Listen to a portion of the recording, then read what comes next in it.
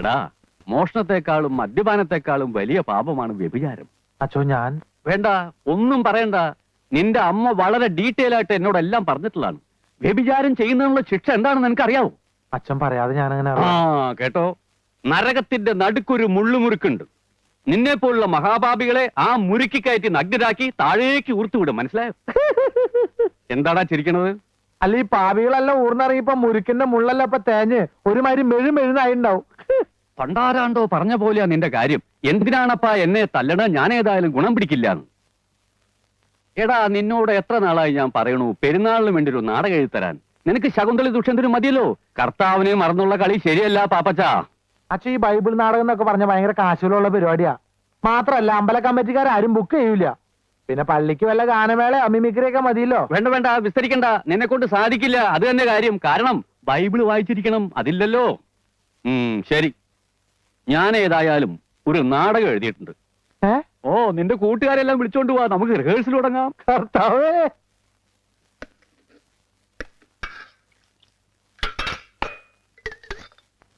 സ്വന്തമായിട്ടൊരു നാടക ട്രൂപ്പ് തുടങ്ങണമെന്നായിരുന്നു ആഗ്രഹം. എന്ത് ചെയ്യാം, ഇറക്കാൻ കാശ് വേണ്ടേ? എടാ, എനിക്ക് നായകവേഷം തരുന്നുണ്ടെങ്കിൽ ഈ ചായപ്പൂടെ വരെ വിറ്റ് ട്രൂപ്പ് തുടങ്ങാമെന്ന് സമ്മതിച്ച ആളല്ലേ ഞാൻ. ചതിക്കല്ലേ അബ്ദുക്ക, നിങ്ങൾ ഈ ചായക്കട വിറ്റാ പിന്നെ ഞാൻ അവിടെ പോയി പണിയെടുക്കും. ആരുടെ പുതിയ ന്യൂസ് ഉണ്ട്. ഫാദർ വട്ടക്കുഴി എല്ലാവരും പള്ളിയിലോട്ട് ചെല്ലാൻ പറഞ്ഞു. ഫാദർ പുതിയ ആളോ തുടങ്ങി.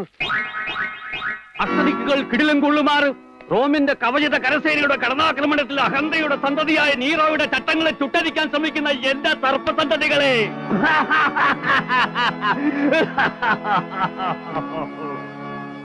വെനീസിലെ സുന്ദരി, രചനയും സംവിധാന മേൽനോട്ടവും ഫാദർ വട്ടക്കുഴി.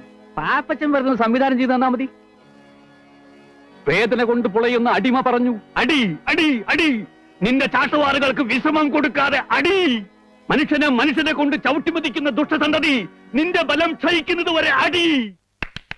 കലക്കി വെച്ചോ. പാപ്പച്ചനെഴുതിയ നാടകത്തിനേക്കാളും ഉഗ്ര നാടകം.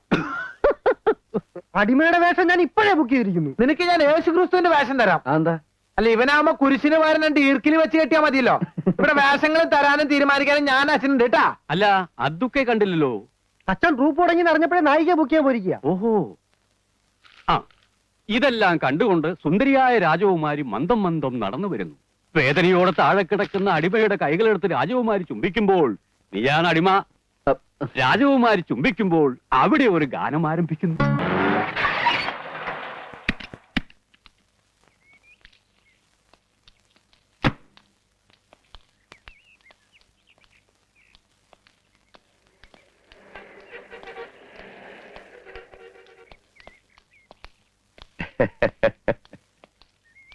ഇരിക്ക.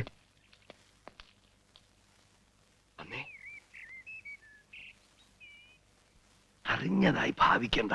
പെണ്ണ് കാണാൻ വന്നിരിക്കുക. മേപ്പാടത്തെ ദാമോദരക്കുറിപ്പിന്റെ മോനാ. ചടങ്ങുകളിലൊന്നും പുള്ളിക്ക് താല്പര്യമില്ല. ചെറുക്കന് നമ്മുടെ പെണ്ണിനെ ഇഷ്ടപ്പെട്ട നമ്മുടെ ഭാഗ്യം. ഇഷ്ടപ്പെടും.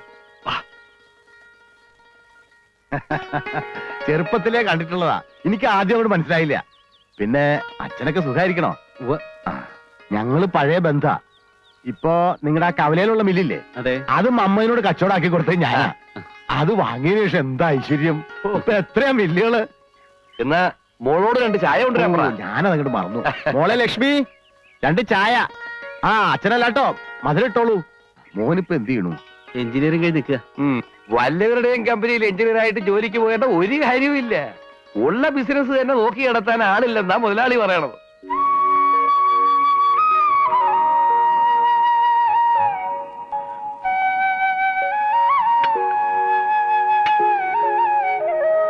ശ്രദ്ധിച്ചു നോക്കിക്കോ.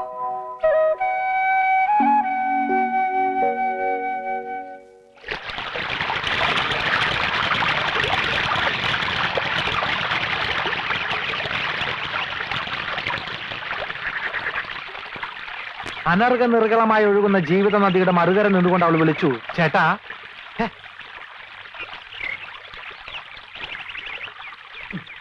പാപ്പച്ച, ഞാൻ നിന്നെ എവിടെയൊക്കെ നോക്കി. പ്രൈവറ്റ് ആയിട്ട് 2 വരി എഴുതാൻ പോലും സമ്മതിക്കില്ല. എന്താ കാര്യം? എടാ, ലക്ഷ്മിയുടെ കല്യാണം ഉറപ്പിച്ചു. നന്നായി. ആ പെൺകുട്ടി രക്ഷപ്പെട്ടു. മനുഷ്യനോട് ഭ്രാന്ത് പിടിച്ചെടുക്കുമ്പോൾ അവന്റെ ഒരു നീ വിഷമിക്കാതിരി. ഞാനിപ്പോ എഴുതിക്കൊണ്ടിരിക്കുന്ന നാടകത്തിൽ ഇതേപോലെ ഒരു സിറ്റുവേഷൻ ഉണ്ട്. എന്ത്? ഇതിലെ നായകൻ നിന്നെ പോലെ പേടിത്തൂർണ, പക്ഷെ കൂട്ടുകാരനുണ്ടല്ലോ ആള് ഭയങ്കരനാ. നമുക്ക് വഴി ഉണ്ടാക്കടാ.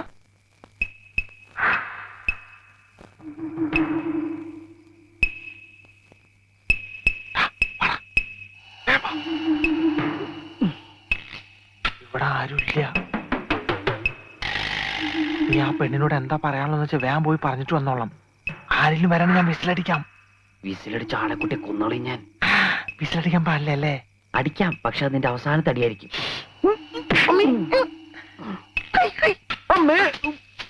ഇവൻ അമ്മേനെയാണോ മോളെയാണോ കാണാൻ പോണേ? ഓ, കാമുമാരൊരു ഗതിയുടെ. എന്തായാലും ഞാൻ ഇവിടുന്ന് ശരിയാവില്ല.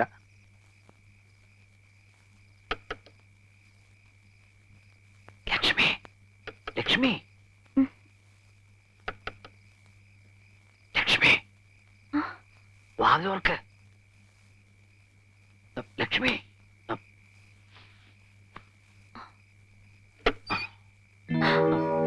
വാതിലോർക്ക്. ഇല്ല, ഞാൻ തുറക്കില്ല. ഒരു കുഴപ്പമില്ല. അയ്യോ, അച്ഛൻ ഉറങ്ങിയിട്ടില്ല. അച്ഛനെന്താ കൂർക്കയാ? എനിക്ക് പേടിയാവുന്നു. വാതിൽ തുറക്ക്, ഞാൻ പറഞ്ഞ കേക്ക്. വാതിലോർക്ക്. ശ്ശോ. ഓ, ഈ കുറ്റിയക്കാരാ കണ്ടുപിടിച്ച്.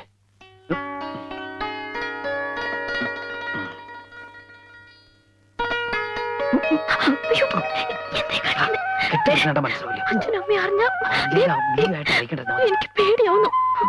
നീ എങ്ങനെ കല്യാണത്തിന് സമ്മതിച്ചണ്ടല്ലോ, അവനെയും കൊല്ലും നിന്നെയും കൊല്ലും, ഞാനും ചാവും. ഞാൻ സമ്മതിക്കില്ല. പ്ലീസ്, അച്ഛൻ ഉറങ്ങിയിട്ടില്ല. റേഷനരി മണപ്പിച്ച് ബോധം കെടുത്താം. വേണ്ട കുമാര. വേണം കുമാരി.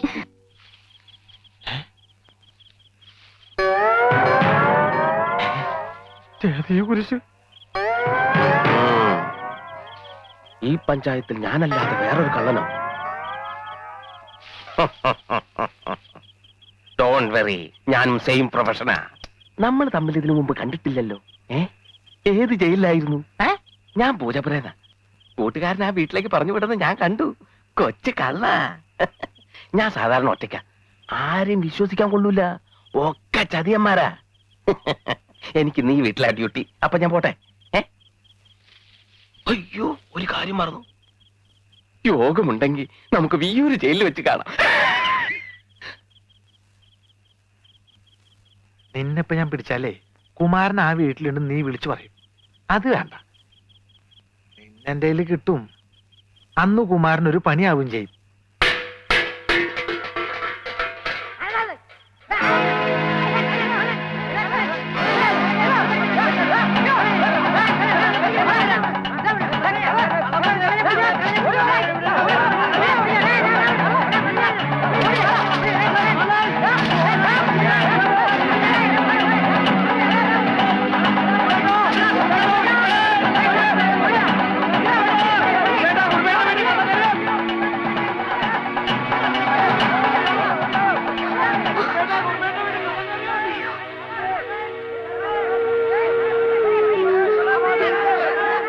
എനിക്ക് പേടിയാവുന്നു.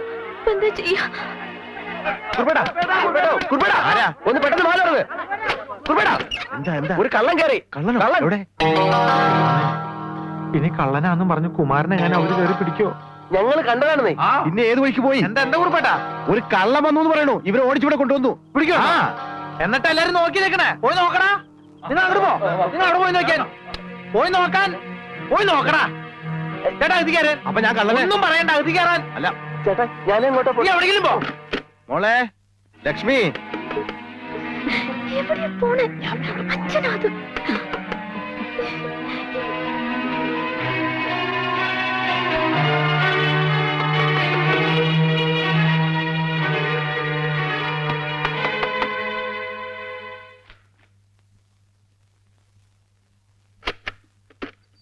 ആ നീ ഇതുവരെ ഉറങ്ങിയില്ലേ? ഒരു കള്ളൻ ഇറങ്ങിയിട്ടുണ്ട്. നാട്ടുകാരെ വിട്ടിട്ട് ഓടിക്കുക. എവിടെയാണ് പതുങ്ങിയിരിക്കുന്നതെന്ന് അറിയാൻ പറ്റില്ലേ? ആ, ഒന്നാമത് ഇപ്പോ ഒരുത്തനെ വിശ്വസിക്കാൻ പറ്റില്ല. എല്ലാം തട്ടിപ്പ് പാർട്ടീസ് അല്ലേ. രാത്രിയായി ഇറങ്ങും.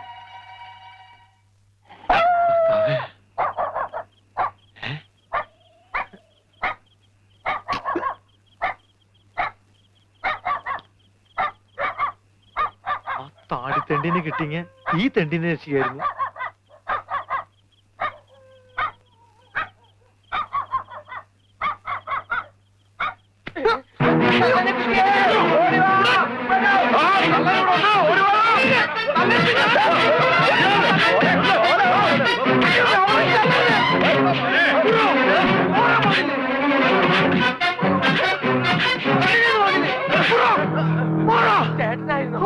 അല്ലാതെ നിന്റെ അപ്പൻ എന്താ എന്താ അല്ലേടാ ഞങ്ങൾ ആളറിയാതെ ഇവിടെ കള്ളൻ റേഷൻ കാർഡ് അഡ്രസ് ആയിട്ട് വരും എന്നാ പിടിച്ചോളാൻ പറഞ്ഞിട്ട്. ഒന്ന് പോയടാ പോയേ പോടാ അവിടുന്ന് വല്ലം പറ്റിയോടാ ഇതിൽ കൂടുതൽ എന്ത് പറ്റാനാ കുറിപ്പേട്ടാ? ഇനി ഇടിച്ചവര് ചമ്മന്തി ആക്കിയോ എന്റെ ചമ്മന്തി കുറച്ച് വേണം കഞ്ഞിക്ക് കൂട്ടാൻ.